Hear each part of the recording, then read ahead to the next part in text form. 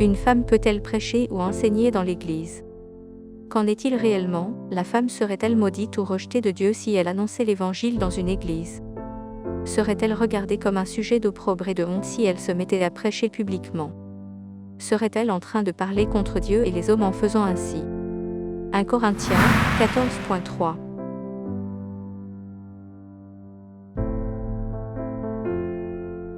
Timothée 2.11. 1 Timothée 2.12.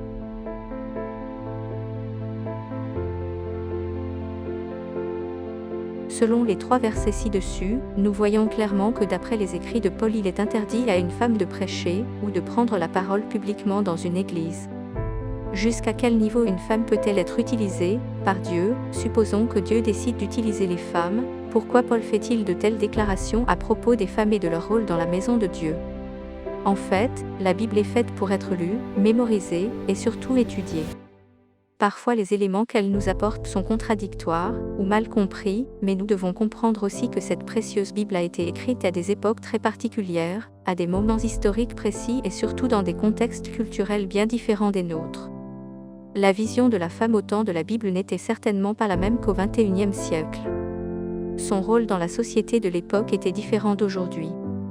C'est pourquoi nous devons aussi lire et connaître la parole de Dieu au travers de ces contextes historiques et culturels, ce qui va nous permettre de comprendre bien davantage cette précieuse parole de Dieu.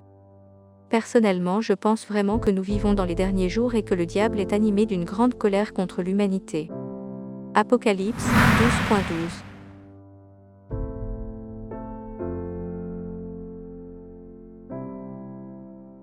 De même, Jésus-Christ revient bientôt. Jacques 5.8.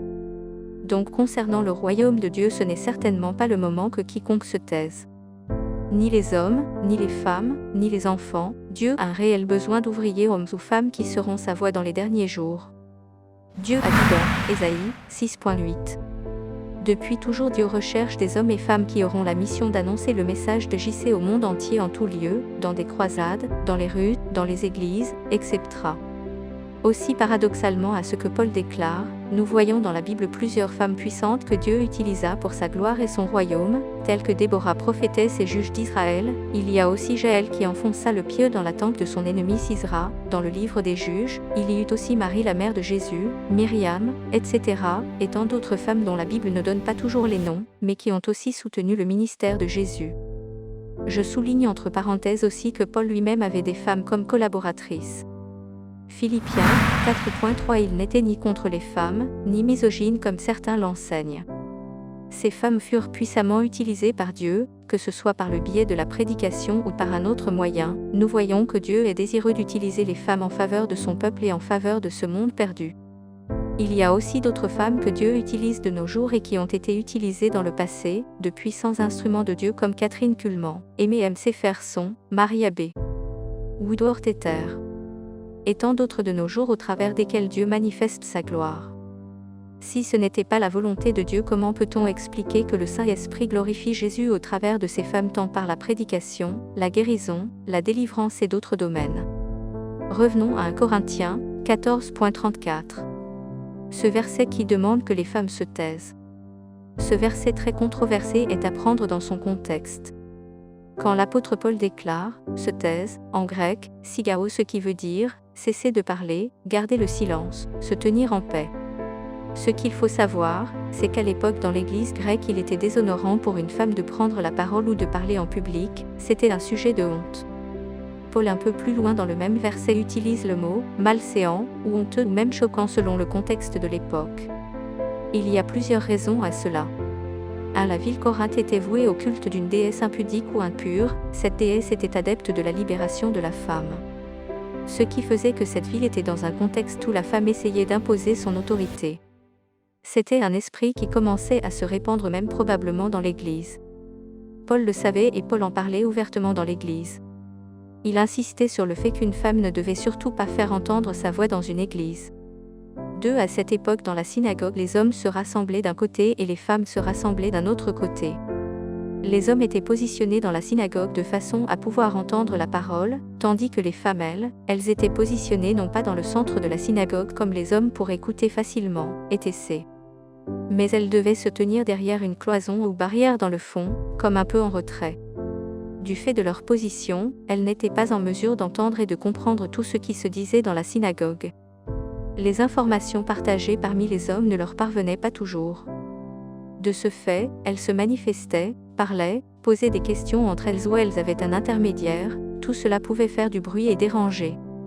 C'est pourquoi l'apôtre Paul au verset 35 demande à ces femmes de s'instruire à la maison, de demander à leur mari, si elles ont des questions, etc. Troisièmement, sous la loi de Moïse, les femmes ne devaient pas parler dans les assemblées, il ne leur était pas permis d'intervenir, ou de se prononcer sur quoi que ce soit. Leur rôle unique était de se soumettre, de s'occuper de son mari et de ses enfants, du foyer, etc. Elles n'avaient pas droit à un rôle public dans l'Église. En fait, l'enseignement rabbinique mettait la femme dans un rôle inférieur, ce qui n'a jamais été la volonté de Dieu. Car en créant Ève, Dieu dit, Genèse 2.18. Ici le mot « semblable » veut dire « même nature, même apparence ». Le seul endroit où la femme est en dessous de son mari, c'est dans la hiérarchie que Dieu lui-même a établie. 1 Corinthiens 11.3.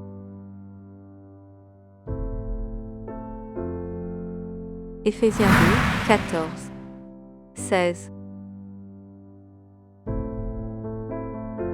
En fait, le verset ci-dessus déclare clairement que Jésus, en allant à la croix, a abrogé la loi, mettre hors d'usage. Il l'a supprimée, annulée, abolie. La loi avec ses codes, ses règles, ses ordonnances dans le but de recréer une nouvelle humanité. La loi disait aussi que les non-juifs ou païens ne pouvaient pas recevoir l'Évangile.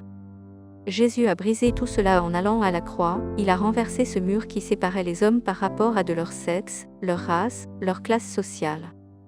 Désormais nous sommes tous un en Jésus-Christ. Il en est de même pour la loi déclarant qu'une femme ne doit pas instruire dans l'Église ou ne peut pas y exercer un ministère public. 1 Timothée 2.12. Le problème se situe surtout au niveau de la femme qui pourrait prendre autorité sur son mari, du fait qu'elle se met dans une position où elle dominerait et gouvernerait sur son mari. Paul demande à ce qu'elle reste dans le silence, ce qui signifie « celui qui reste à la maison à faire son travail et ne se mêle pas des affaires des autres ». Éphésiens 5. 33. En fait, il y a deux choses importantes que la femme devait avoir à l'époque et encore aujourd'hui, c'est la soumission envers son mari, pas tous les hommes, et le respect pour lui. C'est ce que Dieu nous demande par-dessus tout. Car Dieu qui est un Dieu d'ordre est toujours autant désireux d'utiliser des hommes, comme des femmes, comme des enfants. Nous pouvons aussi voir quelques versets qui confirment que dans les derniers temps Dieu veut utiliser l'être humain qu'il soit au féminin ou au masculin. Dieu n'est un Dieu humain, qui vit dans les limitations des hommes. Dieu n'a jamais été limité par la couleur d'un individu, par son sexe, par sa position dans la société, pauvre ou riche. Galates 3.28. Joël 2, 28. 29. Acte 21, 8.9. Aussi dans le livre de Matthieu entre 28 et 27 nous voyons les deux Marie, envoyées par Jésus-Christ annoncer aux disciples qu'il était ressuscité. Jésus-Christ ne regarda pas qu'elles soient des femmes ou pas, il fallait surtout qu'elles annoncent le message. Jésus-Christ choisit des gens disponibles pour son œuvre sur lesquels il a mis son appel. Ces femmes étaient disponibles, les disciples ne l'étaient pas à ce moment-là, ce fut la même chose pour Déborah qui devança un homme au combat, car celui-ci avait peur. Il ne voulait pas prendre sa place. Juge 4. 9.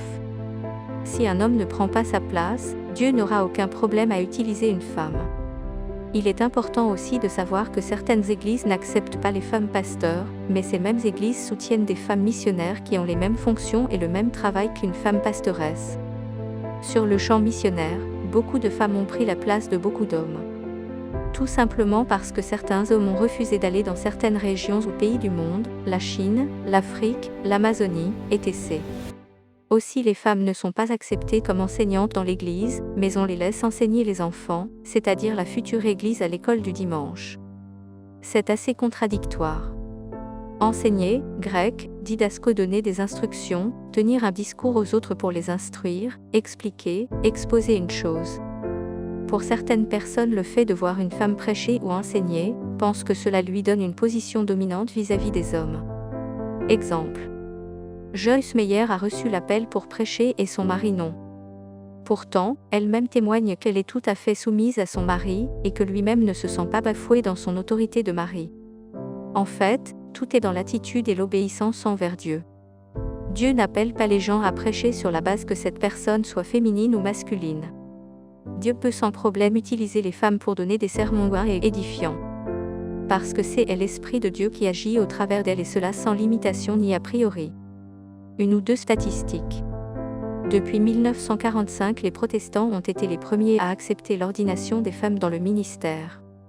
Dans le monde, plus de 10% des pasteurs sont des femmes. Ce que l'homme considère, Dieu ne le considère pas de la même façon. Dieu recherche des ouvriers, pères, qui répondront à l'appel qu'il aura mis sur leur vie. Si Dieu devait se soucier du sexe, de la race ou de la classe sociale d'un individu avant de l'utiliser, il n'aurait jamais utilisé Déborah, Gédéon, Moïse, David et tant d'autres personnes dans la Bible et dans le monde au travers de qui il a permis à son esprit d'agir et de sauver des vies. Par Mylène Dufeil. Amen.